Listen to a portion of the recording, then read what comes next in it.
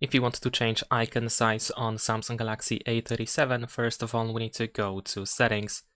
Over here in Settings, we should be able to scroll down a little bit, and then we want to go to the Home Screen Settings. And then here in Home Screen Settings, we should be able to find the app size on Home and Apps screens.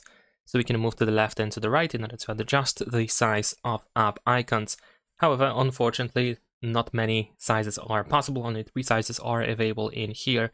If you're looking for some further possible adjustments, you can, for example, change the screen grid. For example, in the home screen grid, we can switch from 4:6 to 5:6, which of course makes app icons slightly smaller so that it can fit one more app in the row.